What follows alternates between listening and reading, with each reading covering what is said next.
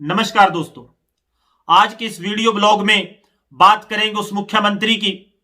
जिसको आधुनिक भारत का जनरल डायर कहा जाने लगा, जिसकी तुलना जनरल डायर के साथ की जाने लगी, जिसकी नीतियों और निर्णयों को तुगलकशाही फरमान कहकर आवाम आलोचना करती है, जिसकी सरकार के ऊपर इस देश की सभ्यता संस्कृति की प्रतीक, इस देश की पहचान पवित्र महान धार्मिक ग्रंथ श्रीमद् भागवत गीता के मामले में घोटाला करने के आरोप हैं, जिसने हरियाणा जैसे खुशहाल प्रदेश को, जो भारत देश के राज्यों में उन्नति, तरक्की और विकास के मामले में पहले पायदान पर खड़ा था, उसको कर्ज के बोझ में डुबोने का काम किया। हरियाणा के मुख्यमंत्री मनोहर लाल खट्टर, जो भारतीय जनता पार्टी के नेतृत्व वाली और जननायक जनता पार्टी के साथ गठबंधन की सरकार है, उसके मुखिया हैं, उनके निर्देशों से, आदेशों से जो देश के अन्नदाता किसान के ऊपर लाठी, वाटर कैनन और आंसू गैस के गोलों का इस्तेमाल किया, उसके बाद न केवल हरियाणा प्रदेश के किसान ने बल्कि आवाम ने इन मुख्यमंत्री को आधुनिक भारत का जनरल डायर कहना शुरू कर दिया और लोग और आवाम कह रही है कि जो मुख्यमंत्री मनोहर लाल खट्टर ने दिल्ली में आंदोलन में शामिल होने जा रहे किसानों के ऊपर आंसू गैस के गोले पुलिस के माध्यम से गिरवाए, लाठी चार्ज जो करवाया गया और वाटर कैनन का इस्तेमाल इस हड्डियां गला देने वाली ठंड में किसानों के ऊपर किया और बाद में इंक्वायरी के नाम पर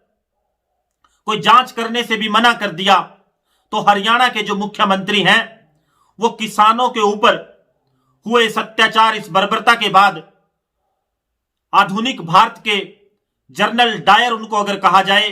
तो गलत नहीं होगा। मुख्यमंत्री के जो फैसले हैं, जो इनके नेतृत्व वाली भारतीय जनता पार्टी और जननायक जनता पार्टी के नेतृत्व वाली हरियाणा प्रदेश की सरकार है, उसकी जो नीतियां हैं, जो निर्णय हैं और जो उनको लागू करने का तरीका है, उसके कारण हरियाणा प्रदेश के लोगों ने इनके निर्णयों की, इनकी नीतियों की आलोचना इनको तुगलकशाही फरमान कहकर करनी शुरू कर दी। हरियाणा में चुनाव से पहले जननायक जनता पार्टी, जो इस गठबंधन सरकार की एक सहयोगी है, हिस्सेदार है, उसने हरियाणा के बुजुर्गों से एक वायदा किया था कि अगर वो लोग सत्ता में भागीदार होते हैं, उनको सत्ता मिलती है, तो वो हरियाणा के बुजुर्गों को 5100 रुपए पेंशन देंगे। लेकिन सरकार बनने के बाद अपने इस वायदे से मुकरते हुए ये लोग कहने लगे कि हर वर्ष 250 रुपए पेंशन में बढ़ोतरी की जाएगी। लेकिन जो हाल फिलहाल में खबर सामने आ रही है कि 500 रुपए जो कम से कम बढ़ोतरी होनी चाहिए थी, उसकी जगह 250 रुपए की जाती थी। इस बार हरियाणा सरकार के इन मुखियाओं ने, मुख्यमंत्री और उप मुख्यमंत्री के नेतृत्व वाली सरकार ने हरियाणा के 28,87,000 पेंशन धारकों के साथ न केवल वायदा खिलाफी की, बल्कि एक तरह से विश्वासघात, अगर कहें तो विश्वासघात करने का काम किया और कोविड के बहाने से पेंशन में ये 250 रुपए की बढ़ोतरी भी करने में आनाकानी ये लोग कर रहे हैं। प्रधान सेवक ने देश को आत्मनिर्भर बनाने के लिए नए आयाम गढ़ने का आह्वान किया, वायदा किया था, लेकिन उस आत्मनिर्भरता के पाठ को शायद अगर किसी ने पढ़ा तो सबसे ज्यादा हरियाणा में इस गठबंधन की नेतृत्व वाली सरकार ने प्रधान सेवक के आत्मनिर्भरता के उस जुमले को, उस पाठ को पढ़ लिया और जिसके सीधे तौर पर परिणाम देखने को सामने आए कि हरियाणा में ग्रामीण क्षेत्रों में जो बिजली के बिल हैं उसके ऊपर 2% टैक्स लगाने की घोषणा हरियाणा में कर दी गई। बात यहीं नहीं रुकी, बल्कि जो ग्रामीण क्षेत्र की सेल डीड रजिस्ट्रियां तहसील कार्यालय में रजिस्टर होती हैं, पंजीकृत होती हैं, उनके ऊपर भी 2% स्टांप ड्यूटी बढ़ाने का काम हरियाणा की इस गठबंधन की सरकार ने किया। और जब उनसे इस बारे सवाल किए गए तो बताया कि ये जो 2% बिजली के बिलों से और 2% की बढ़ोतरी स्टांप ड्यूटी के माध्यम से सरकार को मिलेगी, इसको पंचायतों के माध्यम से गांव के विकास पर खर्च किया जाएगा। क्या यही आत्मनिर्भरता का मॉडल था? क्या हमारी जेब से निकालकर हमारी ही जेब में, आवाम की जेब में पैसे डालकर आत्मनिर्भरता के और स्थानीय निकाय, चाहे वो पंचायत हों या दूसरे संस्थान हों, उनके माध्यम से उस पैसे से विकास किया जाएगा? क्या भारतीय जनता पार्टी का आत्मनिर्भरता का यही मॉडल है, यही एजेंडा था? हरियाणा के मुख्यमंत्री के फरमानों को, निर्णयों को हमने तुगलकशाही फरमान बताया। बार बार हरियाणा सरकार हरियाणा में किसानों को धान की फसल लगाने से रोक रही थी और वायदा हरियाणा के मुख्यमंत्री कर रहे थे कि अगर आप धान की जगह मक्का की फसल लगाते हैं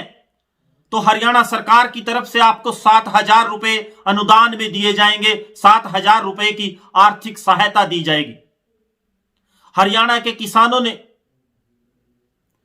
धान को छोड़कर जिन्होंने मक्का लगाया, उनके साथ एक बार फिर वायदा खिलाफी की गई, क्योंकि हाल ही में मुख्यमंत्री ने एक प्रेस कॉन्फ्रेंस के दौरान कहा कि ऐसी कोई सरकार की नीति, निर्णय या कानून नहीं है, ये एक आश्वासन था, हम विचार कर रहे हैं। और जो मक्का लगाया वो आप सबसे छिपा नहीं कि वो किसानों को 800 से 1100 रुपए प्रति क्विंटल के रेट पर मजबूरी में बेचना पड़ा। जब कोविड के दौरान अन्नदाता किसान अपनी गेहूं की फसल मंडियों में ले जा रहे थे तो हरियाणा के मुख्यमंत्री की तरफ से किसानों को एक आश्वासन दिया गया कि अगर आप अपनी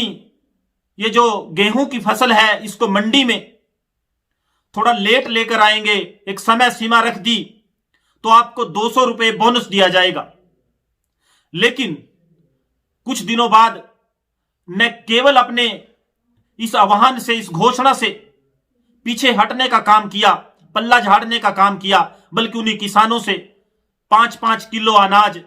अनुदान में, दान में मांगने का काम हरियाणा की सरकार ने किया। हरियाणा के विद्यार्थी, विशेषकर गरीब तबके के बच्चे, जो सरकारी संस्थानों के माध्यम से मेहनत के बलबूते पर डॉक्टर बनने का, MBBS के माध्यम से सपना संजोए बैठे थे, उनके सपने को तोड़ने का, चकनाचूर करने का काम हरियाणा के मुख्यमंत्री ने अपनी उस घोषणा के साथ, उस निर्णय के साथ, जिसमें सरकारी MBBS के कॉलेजों में फीस बढ़ोतरी करके उसको निजी संस्थानों के बराबर कर दिया गया और गरीब के उस बच्चे का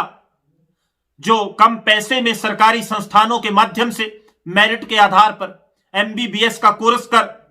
डॉक्टर बनने का सपना संजोए था, उसके उस सपने को तोड़ने का, चकनाचूर करने का काम हरियाणा के मुख्यमंत्री और उप मुख्यमंत्री के नेतृत्व वाली सरकार ने किया। आप सब जानते हैं कि हरियाणा में गीता जयंती के नाम पर एक महोत्सव, गीता जयंती महोत्सव किया गया था और उस महोत्सव के बाद हरियाणा की जो मौजूदा मुख्यमंत्री भारतीय जनता पार्टी के नेतृत्व वाली सरकार के हैं, मनोहर लाल खट्टर, इनके नेतृत्व वाली सरकार के ऊपर आरोप लगे थे कि इन्होंने 10 गीता की प्रतियों को 3,80,000 रुपए में खरीदने का काम किया और एक गीता 38,000 रुपए में इस सरकार ने खरीदने का काम किया। जो पवित्र धार्मिक ग्रंथ श्रीमद् भागवत गीता के नाम पर घोटाला कर सकते हो और वो भ्रष्टाचार विरोधी मुहिम के दावे करते हो, दम भरते हो, ये मैं नहीं कह रहा, ये आज सरकार में मुख्यमंत्री मनोहर लाल खट्टर के साथ कुर्सी साझा करने वाले उप मुख्यमंत्री दुष्यंत चौटाला ने आरोप लगाए थे और ये आरोप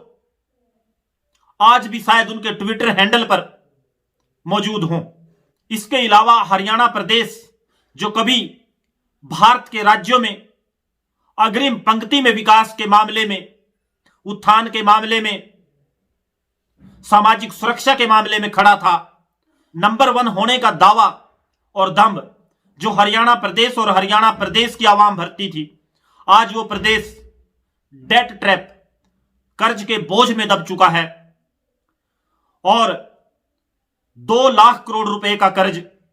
हरियाणा प्रदेश में उन स्थितियों में है जब ना कोई राहत किसान को दी गई, ना मजदूर को दी गई, ना कर्मचारी को दी गई, ना छोटे व्यापारी को दी गई,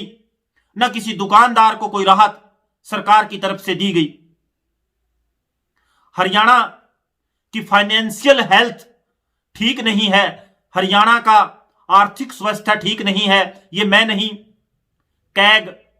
की रिपोर्ट कह रही है। हरियाणा में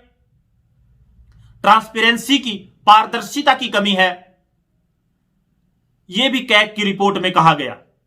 आखिरकार हरियाणा जैसे प्रदेश के, जहां खेती और किसानी मुख्य धंधा हो, जो किसानों का प्रदेश हो और जिसका नाम ही हरियाणा उस प्रदेश के माहौल और परिस्थितियों के कारण रखा गया हो, उस प्रदेश में ऐसे हालात क्यों पैदा हो गए? क्या प्रदेश की सरकार या प्रदेश की सरकार का नेतृत्व विवेकहीन निर्णय करता है? क्या उसको प्रदेश की वास्तविक स्थितियों से कोई सरोकार नहीं? क्या हरियाणा की मौजूदा सरकार को अन्नदाता किसान, उसके दुख दर्द, व्यापारी, कर्मचारी, दुकानदार और आम आवाम से जुड़े मामलों से कोई सरोकार नहीं? आप खुद निर्णय करें। धन्यवाद। जय हिंद, जय किसान, जय भारत।